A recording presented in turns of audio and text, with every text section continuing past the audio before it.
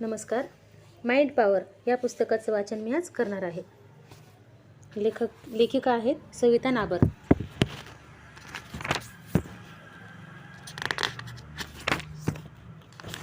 Mind power.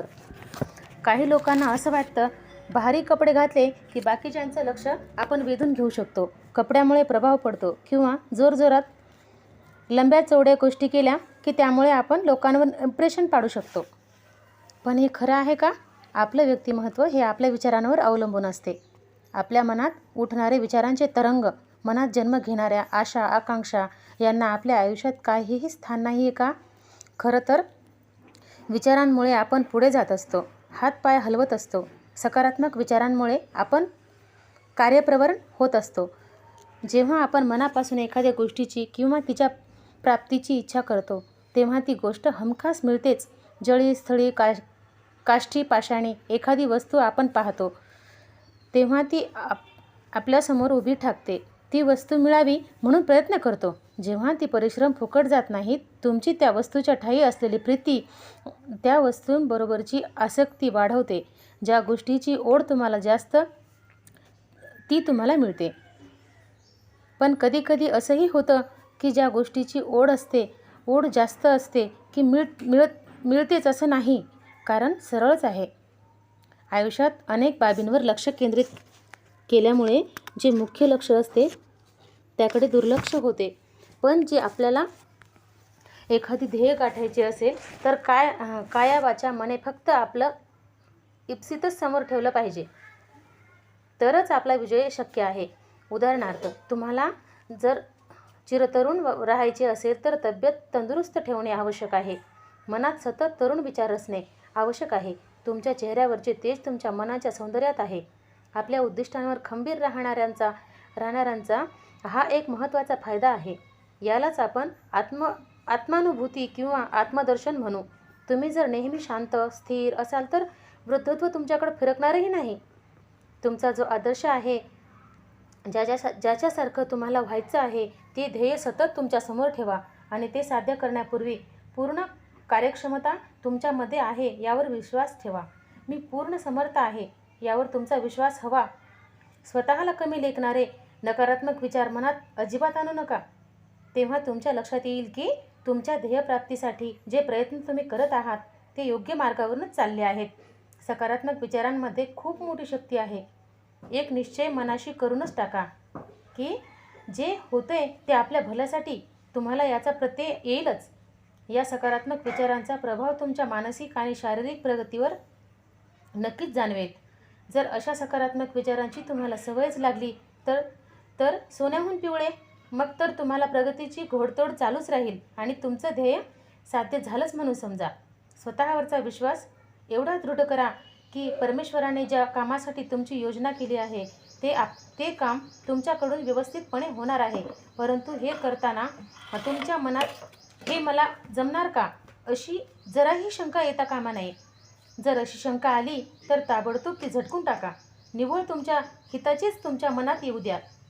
ज्या गोष्टींमुळे तुमच्या मनात दुःख, निराशा, अपयश आणि निर्मिती होईल ते विचार तुमच्या जवळपासही फिरकू देऊ नका.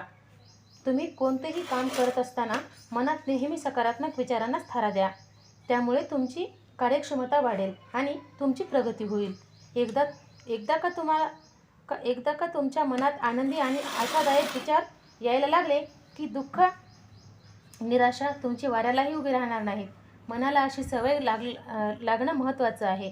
ही सवय आपोआपच तुमच्या मुलांमध्येही परिवर्तित होते. अशा सभ्य संस्कृतीत विचारांमुळे तुमच्या सुख शांतीच्या विरोधात असणारे तुमचे हितशत्रू आपोआप नामोहरम होतील. तुम्हाला वाटेल की यासाठी पैशाची गरज आहे, तर तशी गरज नाही. जेव्हा तुम्ही काया वाचा मने आपल्या भविष्यासाठी झटता तेव्हा पैसा काही काम करत नाही. सुखी समाधानी होण्यासाठीचे तुमचे कष्टच तुमचे जीवन आनंददायी समृद्ध करतात. बरेच लोक असे असतात की ते आपली उद्दिष्टे सतत जागती ठेवण्याऐवजी मध्येच सोडून देतात. त्यासाठी इच्छाशक्ती पाहिजे, प्रयत्नांचे सातत्य पाहिजे आणि दृढनिश्चय हवा. जर तुमच्या उद्दिष्टांच्या मार्गात अडथळे आले तर घाबरून जाऊ नका. याउलट सातत्याने प्रयत्न केला पाहिजेत, तरच तुमची संकटावर कुरघोडी करू शकाल. परंतु एक लक्षात ठेवा, ध्येयप्राप्तीसाठी उथळ इच्छा असून चालत नाही. त्यासाठी कष्टही तेवढेच केले पाहिजे. केल्याने होत आहे अरे, आधी केलेच पाहिजे. अन्यथा तुमचे ध्येय म्हणजे पाण्याचा एक बुडबुडा ठरेल. जर तुमची इच्छाशक्ती आणि अथक प्रयत्न असतील तर तुमचे इप्सित साध्य होणार कोणताही अडसरा येणार नाही आणि यश तुमच्यासाठी हात जोडून उभे असेल. तुम्ही एक लक्षात ठेवा की प्रत्येक माणसात ईश्वराचा अंश असतो, त्याप्रमाणे तो तुमच्यातही आहे. त्यामुळे जे कार्य हाती घेतले आहे ते तडीच जाणार आहे. त्यामुळे तुमच्यामध्ये आत्मविश्वास येईल. या स्वतःवरच्या विश्वासाने तुम्हाला कोणताही अडथळा येणार नाही. ही जी गोष्ट तुम्ही करू इच्छिता तिचाच विचार करा किंवा बोला. अनेक गोष्टी बोलण्यासारख्या असतात, पण त्यांचा विचार करू नका. त्याचा काही फायदा नाही. आमच्याच्यानं काही होत नाही. आता लवकर मला ने रे बाबा. माझ्या हातून कधी काही चांगलं घडलंच नाही आहे. आता काय होणार? मी कमनशिबीच आहे. मी इतके कष्ट केले पण नशिबाने मला साथ दिली नाही. अशा प्रकारची वाक्य म्हणायची सवय बऱ्याच जणांना असते. तुम्ही अशा विचारांच्या जवळही जाऊ नका. असे विचार तुमच्या सुख आणि शांतीचे शत्रू आहेत. निव्वळ सकारात्मक विचारच तुमच्या जीवनात सफलता आणि आनंद देतात. त्याचाच विचार करा.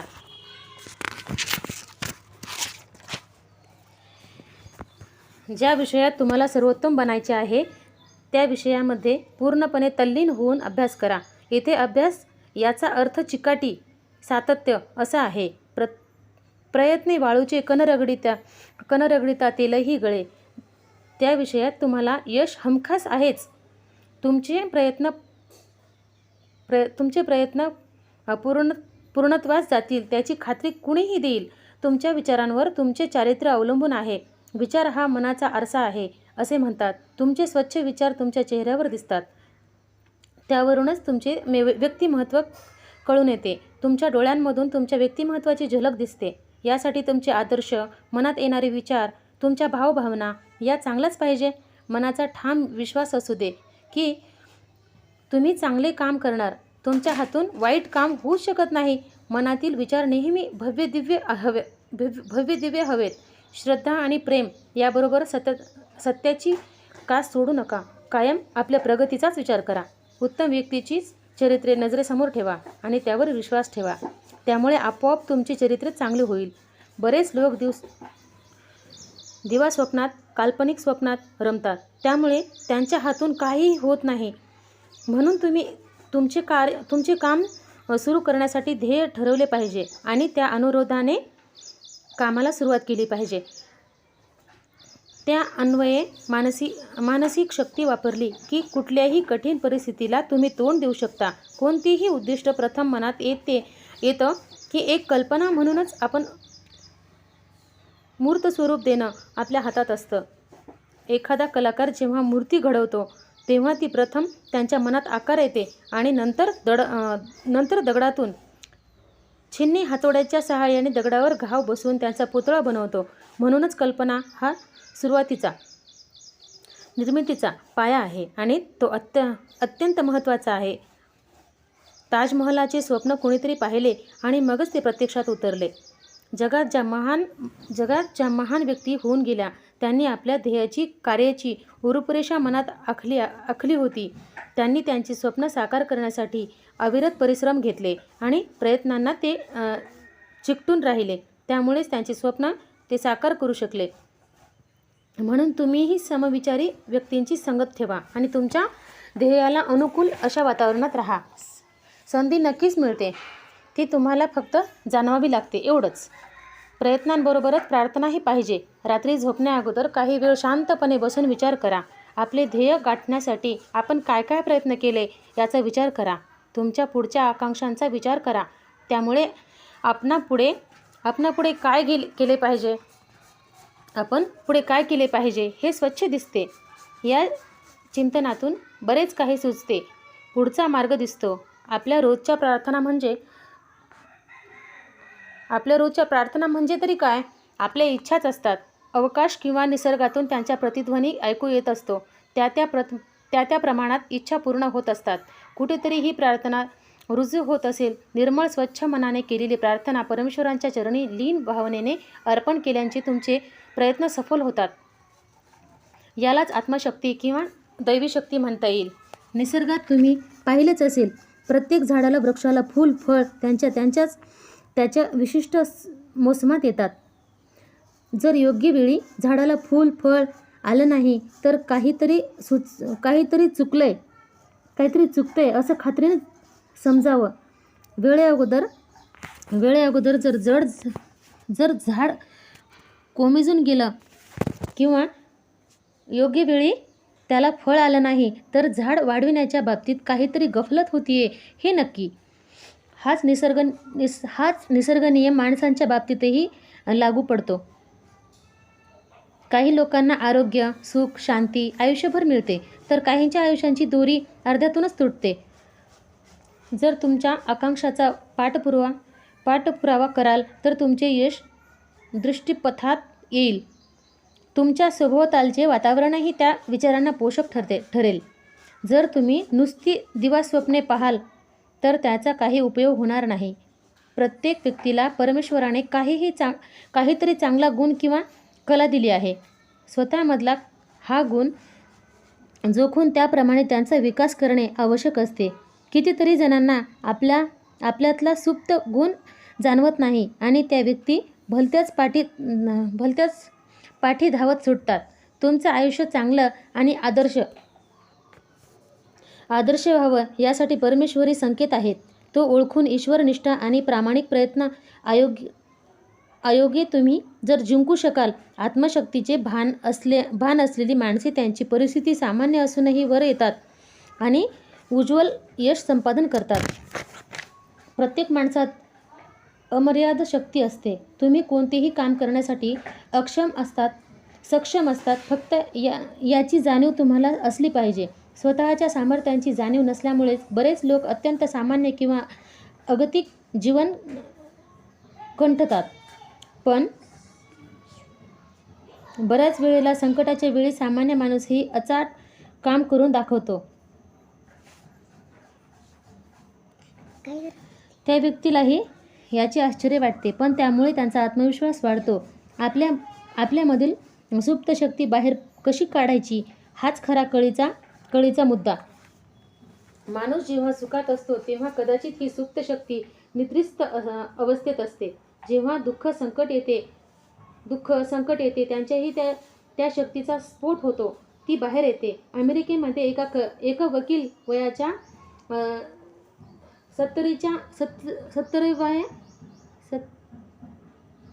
37व्या वर्षापर्यंत कायदा शिकलेले नव्हते, पण नंतर ते सरन्यायाधीश झाले. माझ्या पाहण्यातील एक मुलगी चहाच्या गाडीवर वडिलांना मदत करत असते. ती शिकून पुढे डॉक्टर झाली. सर्वप्रथम तुमचे ध्येय ठरवेल की तन धनाने त्यासाठी प्रयत्न करा.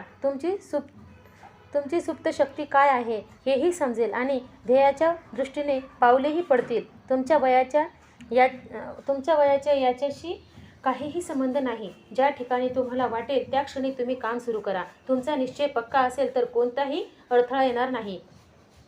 नशिबावर हवाला ठेवणे हे कमकुवतपणाची लक्षणे आहेत.